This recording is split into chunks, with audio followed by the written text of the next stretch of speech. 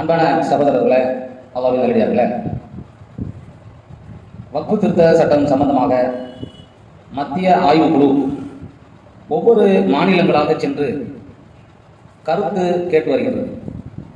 அரசியல் கட்சிகளிடம், சமூக சேவர்களிடம், சங்கங்கள், அதாவது பொது நல சேவைகள் செய்யக்கூடிய சங்கங்கள், இது போன்றவர்களை அழைத்து இந்த வக்ஃபு திருத்த சட்டத்தால் என்ன பாதிப்பு இருக்கிறது, என்ன நல்லது இருக்கிறது என்பதை கேட்டு அதன் அடிப்படையில் மக்கள் கருத்தை கேட்டதன் அடிப்படையில் இந்த சட்டத்தை நிறைவேற்றுகிறோம் என்று சொல்வதற்காக இந்த மத்திய குழு தமிழகத்துக்கு வருகை தருகிறது.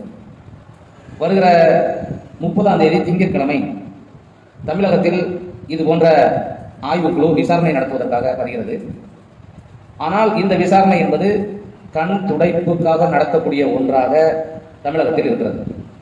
இப்போ என்ன செய்யணும் அப்படின்னு சொன்னால், தமிழக அரசு இஸ்லாமியர்களை நீங்கள் எனக்கு கோரிக்கை கொடுத்தீங்க, ஜமாத்துல் உலமா சபை ஓடுது, தமிழ்நாடு தௌஹீத் ஜமாத் ஓடுது, இப்படி எல்லாருமே ஓடணும். அதே மாதிரி இஸ்லாமிய ஜனநாயக கூட்டணி கலெக்டர் ஆஃபீஸ் ஓடுறோம், ஜமாத்துக்களை கூப்பிடுறோம். இப்படி ஒவ்வொரு அமைப்புகளும் ஒவ்வொரு இயக்கங்களும் அவர்களுடைய சக்திக்கு தக்கவாறு இந்த சட்டத்தை எதிர்த்தார்கள்.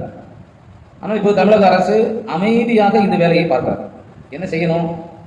வாங்க, இப்படி ஒரு குழு, மத்திய குழு வருது, இதற்கு குறிப்பிட்ட தலைவர்கள் சேவைகள் செய்யக்கூடிய தலைவர்கள் எல்லோரும் நீங்கள் வர வேண்டும் என்று சொல்வதற்கு பதிலாக குறிப்பிட்ட சில தலைவர்களுக்கு மட்டும் அனுமதி கொடுக்கப்படுகிறது. இந்திய முஸ்லீம் லீக்குக்கு, மாமகவிற்கு, ஜமாத்துல் உலமா சபைக்கு கிடைக்கல, அவங்க போராடி அதுக்கப்புறம் பெற்றிருக்காங்கன்னு நினைக்கிறேன். மற்ற அமைப்புகளுக்கெல்லாம் அனுமதி கிடைக்கல. அதே போன்று மற்றவர்களுக்கு அனுமதி நிறைய கிடைக்கும். இஸ்லாமியத்திற்கு எதிரானவர்களுக்கு, இந்த கருத்தை வக்ஃபு திருத்த சட்டம் வேண்டும் என்று ஆதரிக்கிறவர்களுக்கு அனுமதி கொடுக்கப்படுகிறது. அப்போ இது வன்மையாக கண்டிக்கக்கூடிய ஒரு விஷயம். இதனால் இஸ்லாமிய சமுதாயத்திற்கு எந்தவித நலனும் ஏற்பட போவதில்லை. இந்த கருத்து கேட்பு கூட்டம் என்பது கண் துடைப்புக்காக நடத்துகிற ஒரு கூட்டம். கண் துடைப்பு நாடகம் தான் இருக்கிற உண்மை அல்ல. ஏன்னா தமிழகத்தில் மக்கள் கொதிச்சு போய் இருக்கிறார்கள். அப்போ இந்த கருத்தை போய் அவங்க என்ன செய்வாங்க, சொல்லுவாங்க, எங்களுக்கு இது வேண்டாம் அப்படிங்கிற குரல் கொடுப்பாங்க, எதிர்ப்பை தெரிவிப்பாங்க. அதற்காக இந்த செய்தியே வெளியில தெரியாத அளவிற்கு காதும் காதுமாக இதுக்கு வக்ஃபோடும் உடந்ததான். வக்ஃபோடாவது என்ன செய்யணும், அறிவிப்பு செய்யணும். இப்போ வக்ஃபு வாரியம் என்ன செய்யணும், புதிய தலைவர் நவாஸ் கனி என்ன செய்யணும், இப்படி மத்திய குழு வருது, எதிர்ப்பு சொல்லக்கூடிய சகோதரர்கள், நீங்க எதிர்ப்பு தெரிவிக்காட்டாலும் உங்க ஜமாத்துல இருந்து கடிதத்தை அனுப்பி வைங்க, இல்லைன்னா நேரடியாக அந்த எதிர்ப்பு குழுவிட்ட உங்க கடிதங்களை கொடுங்கன்னு வக்ஃபு வாரியமாக சொல்லணும். எதுவுமே வாய் திறக்காம உட்கார்ந்துருக்கு. அதற்காக பொதுமக்கள் அமைதியாக நாம் இருந்து விடக்கூடாது. காரணம், இந்த சட்டம் வந்து விட்டால் அதுக்கப்புறம் நம்ம ஒன்றும் செய்ய முடியாது. நமது முன்னோருடைய வரலாறு தான் வக்ஃபுங்கிறது. வக்ஃபுன்னு சொத்து நீங்க நினைச்சிடக்கூடாது. ஒருவருக்கு 1000 ஏக்கர் ஒரு அரசர் தானமாக கொடுக்கிறார் என்றால் சாதாரண ஒரு மனிதனுக்கு 1000 ஏக்கர் தானமாக கொடுப்பாங்களா என்னாச்சு? அப்போ ஒரு அரசர் தானமாக ஒரு 1000 ஏக்கர் கொடுக்கிறார், 3000 ஏக்கர் கொடுக்கிறார் என்றால் அவர் அந்த காலத்தில் எந்த அளவிற்கு வாழ்ந்திருப்பார் அந்த இஸ்லாமியர்? வீரனாக, மருத்துவனாக, மிக பெரும் அறிவாளியாக வாழ்ந்திருந்தால் தானே அப்படி கொடுக்க முடியும். அப்பேற்பட்ட வரலாறுகளை மறைப்பதுதான் இந்த வக்ஃபு திருத்த சட்டம் என்பது. நாம் வரலாறு இழக்க முடியாது. வரலாறு இழந்தால் இந்தியாவில் வாழ முடியாது. அதனால சட்டம் ஏற்ற விட்டுவிடக்கூடாது.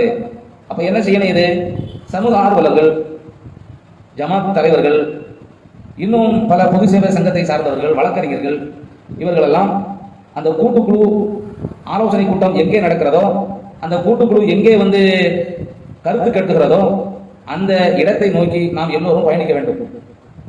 ஒவ்வொரு நபர்களும் ஒரு கடித நகலை நீங்கள் கொண்டு வர வேண்டும், ஆங்கிலத்தில் எழுதி.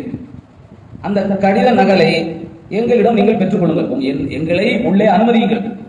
அனுமதிக்க மறுத்தால் எங்களுடைய எதிர்ப்பு கடிதத்தை நீங்கள் பெற்றுக்கொள்ளுங்கள். ஏன்னா எங்க மாநிலத்திற்கு நீங்க வந்திருக்கீங்க, இந்த சட்டம் நிறைவேற்ற வேண்டும் என்ற எண்ணத்தில் வந்திருக்கிறீர்கள். அப்ப எங்க கருத்தை நாங்கள் சொல்லித்தான் ஆகணும். இன்னைக்கு நாங்கள் அமைதியாக இருந்து விட்டோம் என்றால், மௌனமாக இருந்து விட்டோம் என்றால், காலங்காலமாக எங்கள் சமுதாயம், எங்கள் சந்ததிகளை எங்களை மன்னிக்க மாட்டார்கள். என்னடா வகுப்புக்கு ஒரு குழு வந்திருந்தது, அதை பார்க்க கூட போகாம மிதப்பு தன்மையில் இருந்துட்டார்களே முட்டாள்கள் என்று என்னுடைய சமுதாயம், எனது சந்ததிகள் வருந்துவார்கள். அந்த நிலைமைக்கு நாங்கள் விட்டுவிடக்கூடாது. குறிப்பாக நாங்கள் திருநெல்வேலியிலிருந்து முத்தவல்லிகள் சங்கத்தின் சார்பாக, இஸ்லாமிய ஜனநாயக கூட்டணியின் வக்ஃபு முத்தவல்லிகள் கமிட்டியின் சார்பாக நாங்கள் குறிப்பிட்ட ஒரு சில நபர்கள் அங்கே செல்ல இருக்கிறோம். அதுபோன்று ஒவ்வொரு மாவட்டத்திலிருந்தும் வக்ஃபு சம்பந்தப்பட்ட முத்தவல்லிகள் உங்களுடைய கையில ஒரு கோரிக்கை நகலை எடுத்துக்கொண்டு வாருங்கள். இப்பொழுது விட்டுவிட்டோமே ஆனால் இனி நமது வக்ஃப் சொத்தை பறிகொடுத்து விடுவோம், சட்டம் ஏற்றிவிடக் கூடாது. அப்படி சட்டம் ஏற்றிவிட்டால் அதற்கு பின் போராடுவதும் அதற்கு பின் கத்துவதும் கதறுவதும் தேவையற்ற ஒன்று. எப்படி முத்தலாக் விஷயத்துல செஞ்சோமோ, எப்படி சிஏஏ விஷயத்துல செஞ்சோமோ, நடந்த பிறகு கத்துன்னு கத்தனமோ அப்படி கத்தக்கூடாது. நடப்பதற்கு முன்னால் சரியான முடிவெடுக்க வேண்டும். இஸ்லாமிய அரசியல் கட்சி தலைவர்கள், நீங்கள் பேசாமல் இருக்கிறீர்கள், இதே கள்ளத்தனமா எங்களுக்கு தெரியுது. உங்களுடைய பேச்சு இப்படி இருக்கக்கூடாது. எப்படி சிஏஏக்கு கத்துனீங்களோ அப்படி வக்ஃப் திருத்த சட்டம் சம்பந்தமாக நீங்கள் கத்த வேண்டும், கதற வேண்டும், மக்களை ஒருங்கிணைக்க வேண்டும், இளைஞர்களை ஒருங்கிணைக்க வேண்டும். ஆனால் இன்னைக்கு என்ன செய்றீங்க? உங்களுடைய பணி தடுமாற்றத்தை நாங்கள் பார்க்கிறோம். அந்த தடுமாற்றம் இருக்கக்கூடாது. துணிச்சலோடு ஜனநாயக ரீதியில, சட்ட ரீதியில நம்மளிடம் கேட்டு வந்திருக்கிறார், இது சரியா தவறா என்று அதற்கு கூட பதில் சொல்ல அனுமதி இல்லை என்றால் நாம் வாழ்ந்தே என்ன புண்ணியம் சகோதரர்களே. அதனால் வரக்கூடிய 30ஆம் தேதி ஒவ்வொரு முத்தவல்லிகளும், வக்ஃப் சம்பந்தப்பட்ட முத்தவல்லிகள் மற்றும் தலைவர்கள், பொது சேவகர்கள், வழக்கறிஞர்கள், கூட்டுக்குழு ஆய்வு எங்கே நடக்கிறதோ அங்கே அணிதிரண்டு வாருங்கள். நம்மை உள்ளே அனுமதிக்க சொல்லுவோம். இல்லை என்றால் நமது கோரிக்கையை ஏற்றுக்கொள்ள சொல்லுவோம். இதை விட்டுவிட்டால் இனி நமக்கு மிகப்பெரிய ஒரு தவறு, மிகப்பெரிய ஒரு தப்பு நடந்து விடுமோ என்கிற அச்சம் இருக்கிறது. ஆகவே அன்பானவர்களே, அணிதிரணுங்கள். அல்லாஹ் அருள் புரிவானாக. அஸ்ஸலாமு அலைக்கும் வரஹ்மத்துல்லாஹி வபரகாத்துஹு. உங்கள் நண்பன் சுலைமான் சேர், இஸ்லாமிய ஜனநாயக கூட்டணியுடைய பொதுச் செயலாளர்.